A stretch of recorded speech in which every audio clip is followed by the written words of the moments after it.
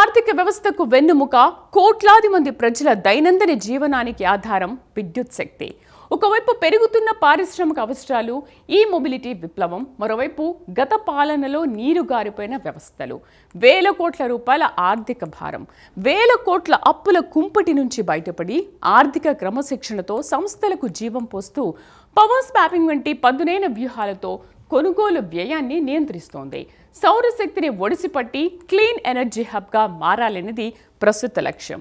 నష్టాలను తగ్గించే smart grid వ్యవస్థల నుంచి గ్రిడ్ స్థిరీకరణకు, పంప్డ్ స్టోరేజ్ వంటి దూరదృష్టి నిర్ణయాల వరకు ఆంధ్రప్రదేశ్ ప్రభుత్వం వేస్తున్న అసాధారణ అడుగులు ఎలా ఉన్నాయో ఇప్పుడు చూద్దాం.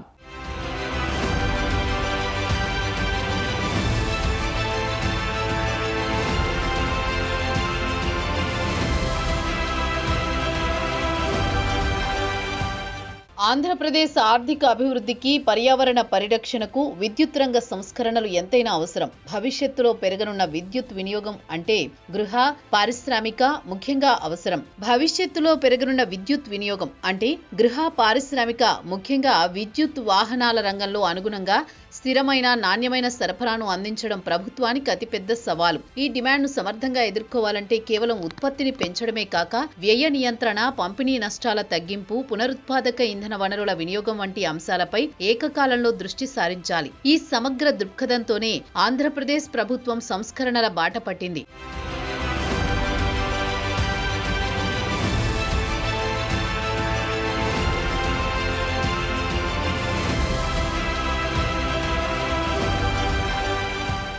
ముఖ్యమంత్రి చంద్రబాబు నాయుడు విమర్శించినట్లుగా గత ప్రభుత్వం విద్యుత్ కొనుగోలు ఒప్పందాలను రద్దు చేయడం అనేది అనాలోచిత విధాన నిర్ణయానికి నిదర్శనం. ఈ చర్య ద్వారా ప్రజలపై 9,000 కోట్ల భారం పడడం అనేది రాష్ట్ర ఆర్థిక నిర్వహణపై పడిన పెనుదెబ్బ. విద్యుత్ను వినియోగించకుండానే చెల్లించాల్సిన ఈ మొత్తం కేవలం ఆర్థిక నష్టమే కాదు, విద్యుత్ రంగంలో పెట్టుబడులు పెట్టేవారికి విధానపరమైన అనిశ్చితిని కలిగించింది. కూటమి ప్రభుత్వం ఈ భారాన్ని జీరో చేయగలిగామని ప్రకటించడం, సమర్థవంతమైన పరిపాలన ద్వారానే ప్రజాధనాన్ని కాపాడవచ్చని నిరూపించింది.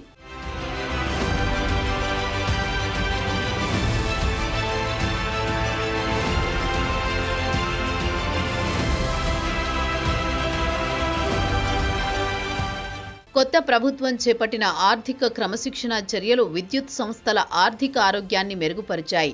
ఈపీఎంఎస్ విధానం ద్వారా నిరంతరం పర్యవేక్షణ చేసి 400 నుంచి 500 కోట్లు పొదుపు చేయడం అనేది సాంకేతికతతో కూడిన పాలనకు ఉదాహరణ.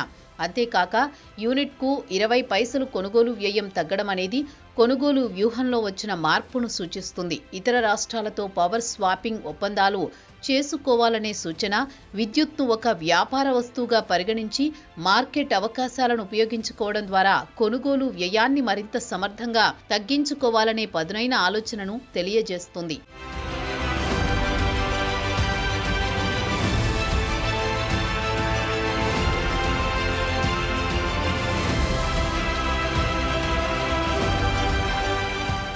ఆంధ్రప్రదేశ్ను న్యూ ఎనర్జీ హబ్గా మార్చాలనే లక్ష్యంతో పునరుత్పాదక ఇంధన వనరులపై ప్రభుత్వం తన దృక్పథాన్ని స్పష్టంగా ప్రకటించింది.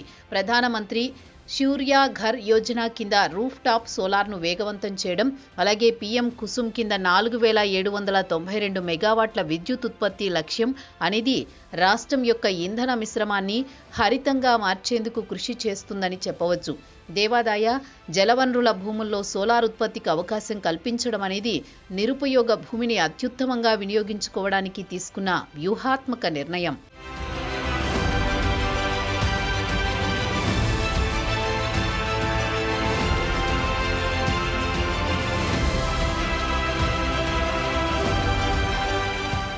రాష్ట్రంలో పెట్టుబడులను ఆకర్షించేందుకు ఇంటిగ్రేటెడ్ క్లీన్ ఎనర్జీ పాలసీని తీసుకురావాలనే నిర్ణయం అద్భుతమైనది.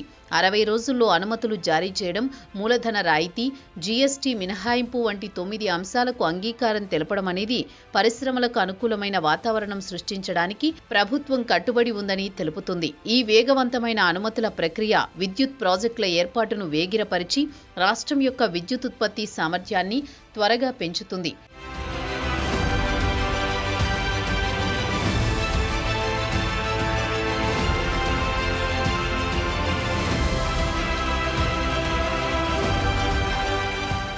విద్యుత్ రంగంలో కేవలం ఉత్పత్తి పెంచడమే కాదు, సరఫరా నష్టాలను తగ్గించడం కూడా అంతే ముఖ్యం. నష్టాలను 2029 నాటికి 9.20% నుంచి గణనీయంగా తగ్గించాలన్న ప్రభుత్వ లక్ష్యం వ్యవస్థాగత మెరుగుదలపై దృష్టి కేంద్రీకరించడాన్ని సూచిస్తుంది.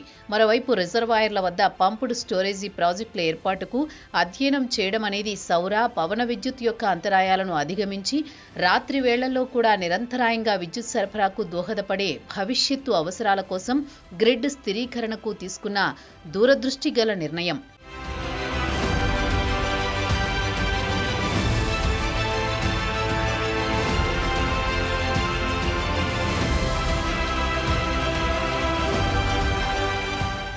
విద్యుత్ సరఫరాలో నాణ్యత, పారదర్శకత పెంచడానికి ప్రభుత్వం ప్రత్యేక చర్యలు చేపట్టింది. వినియోగదారులకు నాణ్యమైన విద్యుత్కు రేటింగ్ ఇవ్వాలనే ఆదేశం జవాబుదారీతనం, సేవా ప్రమాణాలను పెంచుతుంది.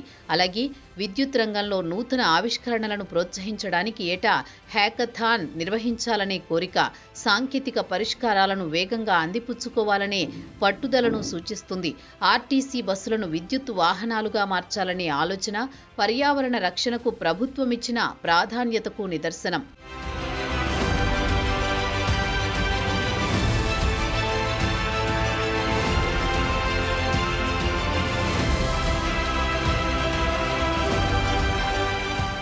విద్యుత్ సంస్కరణల విజయానికి నిధుల సమీకరణ, నిర్ణయాల అమలు కీలకం. ప్రోత్సాహకాల కారణంగా ప్రభుత్వంపై పడే భారం వంటి అంశాలను సమర్థంగా నిర్వహించాలి.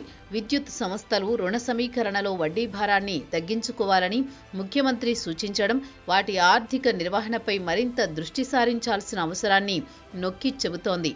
గత తప్పిదాలను సవరించి స్థిరమైన విధానాలతో ముందుకు సాగితే ఆంధ్రప్రదేశ్ విద్యుత్ రంగంలో దేశానికే ఒక ఆదర్శవంతమైన నమూనాగా నిలవగలదు.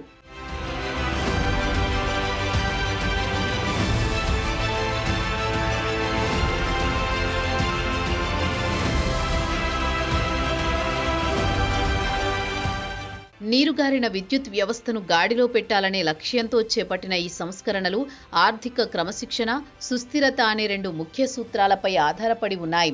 ఫెర్రో అలాయ్స్కు 1053 కోట్ల భారాన్ని ప్రోత్సాహకాలు ఇవ్వడం తాత్కాలికంగా ప్రభుత్వ ఖజానాపై భారం పడినప్పటికీ కీలక పరిశ్రమలకు మద్దతు ఇచ్చి రాష్ట్ర ఆర్థిక వృద్ధికి ఊతమిచ్చేలా వ్యూహాత్మక చర్యగా దీనిని చూడాలి. అయితే నిధుల సమీకరణ, ఈ విధానాల పటిష్టమైన అమలు ముందున్న ప్రధాన సవాళ్లు.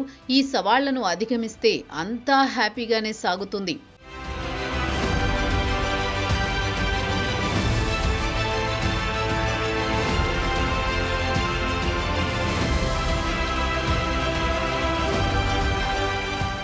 కేవలం విద్యుత్ సరఫరాను పెంచడమే కాకుండా డిమాండ్ను సమర్థవంతంగా నిర్వహించడంపై దృష్టి సారించడం ఈ సంస్కరణల్లోని పదునైన అంశం.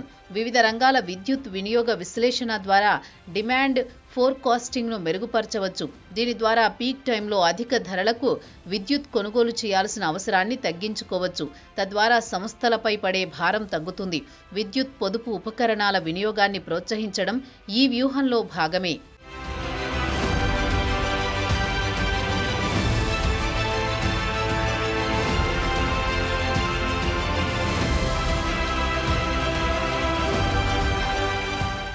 పునరుత్పాదక ఇంధనంపై దృష్టి ఉన్నప్పటికీ థర్మల్ విద్యుత్ కేంద్రాలను పూర్తిగా విస్మరించడానికి వీలులేదు. బొగ్గు ఆధారిత ప్లాంట్ల సామర్థ్య నిర్వహణ, ఎఫిషియన్సీ మేనేజ్మెంట్ను మెరుగుపరచడం అత్యవసరం.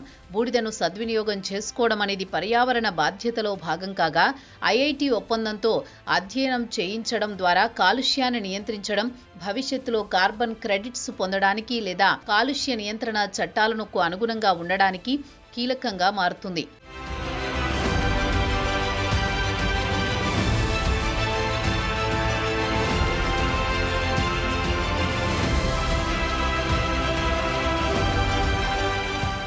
విద్యుత్ సంస్థల ఆర్థిక స్వయం ప్రతిపత్తి బలోపేతం కావడంపైనే రుణ సమీకరణలో వడ్డీ భారం తగ్గడం ఆధారపడి ఉంటుంది. దీనికి డిస్కంల నష్టాలను తగ్గించడం, సబ్సిడీలను సకాలంలో విడుదల చేయడం కీలకం. మరోవైపు సరఫరా నష్టాలను తగ్గించాలనే లక్ష్యం స్మార్ట్ గ్రిడ్ వ్యవస్థలను దశల వారీగా ఏర్పాటు చేయాల్సిన అవసరాన్ని సూచిస్తుంది.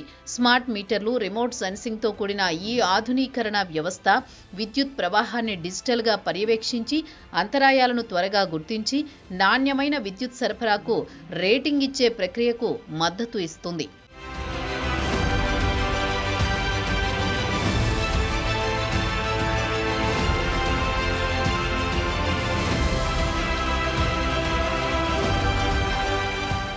గత వైఫల్యాల నుంచి పాఠాలు నేర్చుకుని ఆర్థిక క్రమశిక్షణ, పునరుత్పాదక శక్తి అనే 2 బలమైన స్తంభాలపై ఆంధ్రప్రదేశ్ ప్రభుత్వం భవిష్యత్తును నిర్మిస్తోంది. విద్యుత్ వ్యవస్థలను ఆధునీకరించడం, పర్యావరణ కాలుష్యాన్ని తగ్గించడం, పెట్టుబడులను ఆకర్షించడం ద్వారా రాష్ట్రం ఇప్పుడు కేవలం విద్యుత్ సంక్షోభం నుంచి కోలుకోవడమే కాదు, దక్షిణాసియాలోనే న్యూ ఎనర్జీ హబ్గా రూపాంతరం చెందడానికి సిద్ధమవుతోంది.